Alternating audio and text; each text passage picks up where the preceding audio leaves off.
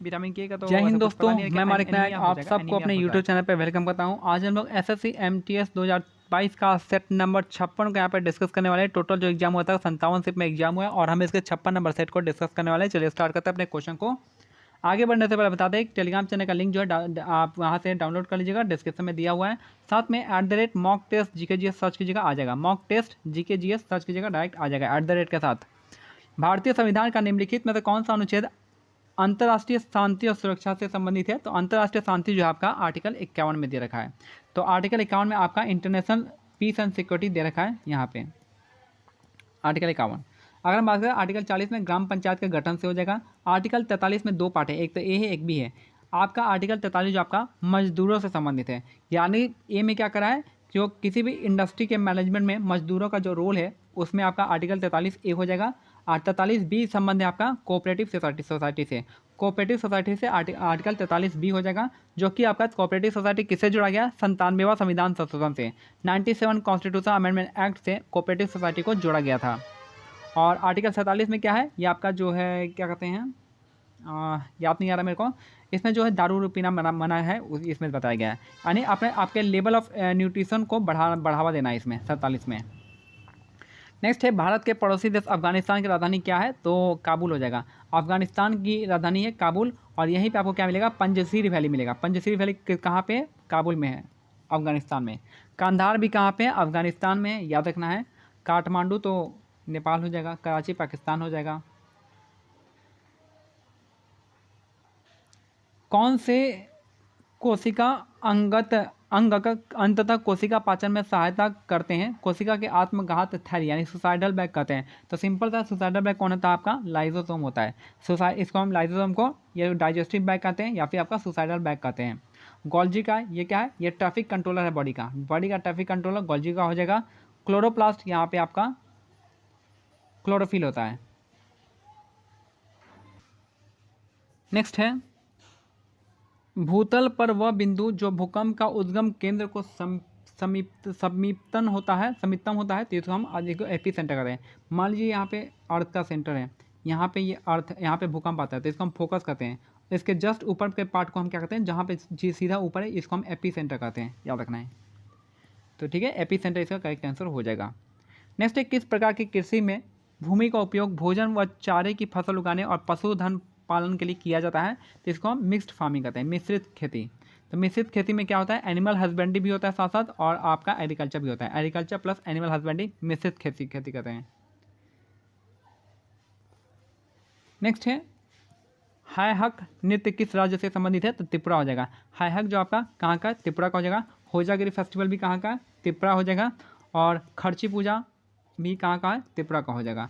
राजस्थान के लिए कुछ इंपॉर्टेंट आपको नृत्य है, कालबेलिया हो जाएगा, घूमर हो गया, झूमर हो जाएगा, कठपुतली डांस हो जाएगा, राजस्थान का हो जाएगा।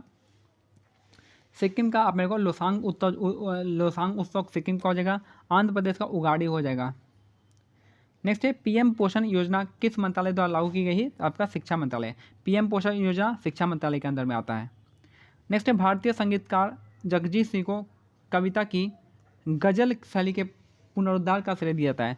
तो जगजीत सिंह को किसका पुनरुद्धार? ये आपका गजल का पुनरुद्धार कौन का किया है? जगजीत सिंह। नेक्स्ट है, निम्नलिखित में से कौन सा भारत का एक जैव मंडल संरक्षित क्षेत्र है? तो बायोस्फीयर रिजर्व नहीं है, पूछ रहा है। तो गिर नेशनल पार्क नहीं है, ये आपका बायोस्फीयर रिजर्व नहीं है। सुंदरबन बायोस्फीयर रिजर्व है, ठंडा रेगिस्तान है लद्दाख का। और नीलगिरी क्षेत्र हो जाएगा, नीलगिरी बायोस्फीयर रिजर्व हो जाएगा। सुंदरबन बायोस्फीयर रिजर्व हो जाएगा, ठंडा रेगिस्तान भी आपका बायोस्फीयर रिजर्व होता है। तो नीलगिरी की सबसे ऊंची चोटी कौन सी है? याद रखिएगा, नीलगिरी पे क्या होता है? पश्चिमी घाट और पूर्वी घाट दोनों मिलती है। इसकी सबसे ऊंची चोटी है दोदा बेट्टा, और यहाँ पे टोडा जनजाति निवास करते हैं, टोडा जनजाति। अशोक स्तंभ का मूल उद्देश्य क्या था? धर्म नीतियों का प्रचार प्रसार करना। अशोक स्तंभों का मूल उद्देश्य था धर्म नीतियों का प्रचार करना, और इन्होंने धर्म को फैलाने के लिए महामात्य की उपाधि, यहाँ पे महामात्य लोग यहाँ पर रहते थे, महामात्य। अशोक जो है इनको देवनम प्रियदर्शी के नाम से जाना जाता था, याद रखना है। 84,000 स्तूपों का इन्होंने निर्माण करवाया था, जिसमें से सांची स्तूप काफ़ी फेमस है, और भी बहुत स्तूप है। बारहत स्तूप हो जाएगा, साथ में आपका सारनाथ स्तूप हो जाएगा, बहुत सारे स्तूप इनके नाम पे हैं। नेक्स्ट है, निम्नलिखित में से किससे कुश्ती के लिए मेजर ध्यानचंद खेल पुरस्कार 2021 जो है दिया गया था? रवि कुमार को। मेजर ध्यानचंद खेल रत्न पुरस्कार कुश्ती के लिए दिया गया था, रवि कुमार को दिया गया था। Which of the following book is author by the Indu Sudarshan.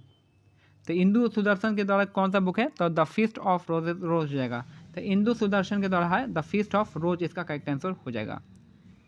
निम्नलिखित में से कौन सा कृत्रिम परितंत्र यानी आर्टिफिशियल इकोसिस्टम का उदाहरण है, तो जल जीवशाला यानी मत्स्यालय, ये आपका हो जाएगा कृत्रिम इकोसिस्टम का।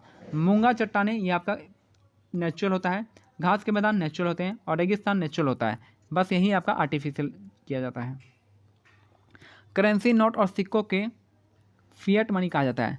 फिएट मनी किसको कहें, करेंसी नोट और सिक्कों को कहते हैं जो आपके अभी चालू है, तो उसको हम करेंसी मुद्रा को हम फिएट मनी को हम करेंसी नोट और आपको सिक्कों कहते हैं, सिक्का। करेंसी नोट और सिक्का जो है उसको हम फिएट मनी कहते हैं। राजस्थान का गणगौर पर्व किस देवी देवता से संबंधित है, तो गणगौर जो है आपका भगवान शिव और देवी पार्वती से संबंधित है। गणगौर उत्सव राजस्थान में मनाते हैं और ये भगवान शिव और देवी पार्वती से संबंधित है। राष्ट्रीय ध्वज और राष्ट्रगान का सम्मान प्रत्येक भारतीय का नागरिक का मौलिक कर्तव्य है। राष्ट्रीय ध्वज और राष्ट्रगान साथ में संविधान का सम्मान करना प्रत्येक व्यक्ति का मौलिक कर्तव्य है। मौलिक कर्तव्य आर्टिकल 51A में पार्ट 4A में याद रखना है। सोनसी कमेटी और 1976 इंदिरा गांधी प्राइम मिनिस्टर। निम्नलिखित में से कौन सा उपन्यास चेतन भगत द्वारा लिखा गया है, the three mystery of my life, ये आपका लिखा है। Three mistake of my life ये आपका चेतन भगत का लिखा गया है। Chetan Bhagat three mistake of my life. White tiger जो आपका अरविंद अडिगा के द्वारा लिखा गया है। भक्ति संत नयनार्स निम्नलिखित में से किस देवता के भक्त हैं, तो ये शिव के। याद रखिए नयन मतलब क्या होता है, नयन मतलब होता है आँख, और तीसरा आँख किसके पास है, तो भगवान शिव के पास है, तो शिव के लिए जाए। नयनार्स किसके लिए, शिव हो जाएंगे। नयनार किसके लिए, तो शिव के लिए फेमस है, शिव फॉलोअर थे। द इनविजिबल मैन प्रसिद्ध लेखक किसके द्वारा है, हर्बर्ट जॉर्ज वेल्स हो जाएंगे। हर्बर्ट जॉर्ज वेल्स का लेखक कौन सा है, द इनविजिबल मैन इसका करेक्ट आंसर हो जाएगा। नेक्स्ट है कितने देश भारत के साथ भूमि सीमा साझा करते हैं, तो 7 इसका करेक्ट आंसर होगा। भूमि सीमा साझा करते हैं 7 देश। नेक्स्ट है 7 देश कौन जाते हैं, कौन कौन है, तो आप देख लीजिए यहाँ पे।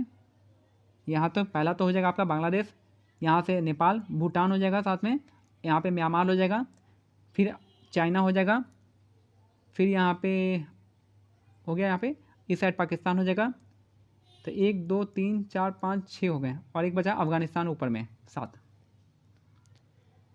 हिंदुस्तान सोशलिस्ट रिपब्लिक एसोसिएशन की स्थापना जो है 1928 में किया गया था। हिंदुस्तान सोशलिस्ट रिपब्लिक एसोसिएशन की स्थापना 1928 में किया गया था। किसके द्वारा, चंद्रशेखर आज़ाद के द्वारा किया गया था। कहाँ पे, दिल्ली के फिरोज शाह कोटला मैदान में किया गया था, याद रखना है। 1924 में सचिन सान्याल ने हिंदुस्तान रिपब्लिक एसोसिएशन की स्थापना किया था। देखिए यहाँ पे 1924 में HRA की स्थापना हुआ था। HRA हिंदुस्तान रिपब्लिक एसोसिएशन की स्थापना हुआ था, सचिन सान्याल के द्वारा किया गया था। 1928 में इसी एसोसिएशन में सोशलिस्ट लग जाता है, हिंदुस्तान सोशलिस्ट रिपब्लिक एसोसिएशन लगता है। और ये जो है 1928 में दिल्ली में चंद्रशेखर आज़ाद द्वारा किया गया था। उसके बाद जो है 1926 में इन दोनों के बीच में भगत सिंह ने अपना जो है स्टार्ट किया था नौजवान भारत सभा। नौजवान भारत सभा भगत सिंह ने 1926 में स्टार्ट किया था। सब कुछ हो गया इसमें कवर। नेक्स्ट है देश में 72 प्रतिनिधियों ने मुंबई में सभा करके भारतीय राष्ट्रीय कांग्रेस की स्थापना का फैसला किया था। कब हुआ था, INC की स्थापना हुई थी 1885 में। किसके द्वारा, A.O. ह्यूम के द्वारा किया गया था। पहले प्रेसिडेंट कौन थे, पहले प्रेसिडेंट थे उमेश चंद्र बनर्जी। पहले सेक्रेटरीट कौन थे, तो पहले सेक्रेटरी थे A.O. ह्यूम थे सेक्रेटरीट। ये 3 बातें याद रखना है। कितने लोगों ने भाग लिया था, 72 लोगों ने भाग लिया था। इंडो इस्लामिक वास्तुकला की दोहरी गुंबद यानी डबल डोम सिस्टम जो है विशेषता दिल्ली सल्तनत के किस वंश द्वारा स्टार्ट किया गया था, ये था लोधी वंश। डबल डोम सिस्टम जो है लोधी वंश के द्वारा स्टार्ट किया गया था। किस खिलाड़ी को फ्लाइंग सिख के नाम से जानते हैं, तो फ्लाइंग सिख मिल्खा सिंह। फ्लाइंग सिख मिल्खा सिंह याद रखना है। इनके बुक का नाम क्या है, इनके बुक का नाम था the race of my life. Yuvraj Singh the test of my life, Yuvraj Singh the test of my life, Milkha Singh the race of my life, याद रखना है। और लास्ट क्वेश्चन हमारा कि निम्नलिखित में से किस त्यौहार का संबंध अरुणाचल प्रदेश से है, तो अरुणाचल प्रदेश हो जाएगा सोलुंग त्यौहार। सोलुंग हो जाएगा, पोपीर हो जाएगा, ये सब होगा अरुणाचल प्रदेश का हो जाएगा। ठीक है। नेक्स्ट है पोंगल। पोंगल कहाँ का है, पोंगल तमिलनाडु का है। जल्लीकट्टू तमिलनाडु हो जाएगा। वांगला मेघालय का हो जाएगा, वांगला मेघालय हो जाएगा। उगाड़ी आंध्र प्रदेश तेलंगाना और आंध्र प्रदेश तेलंगाना और कर्नाटका का उगाड़ी हो जाएगा। तो ये हमारा आज का सेट कंप्लीट होता है। मिलते हैं अगले स्टेप में, तब तक के लिए क्या करना है, टेलीग्राम चैनल का लिंक डिस्क्रिप्शन में दिया गया, आप ज्वाइन कर सकते हैं। जय हिंद, जय भारत, धन्यवाद।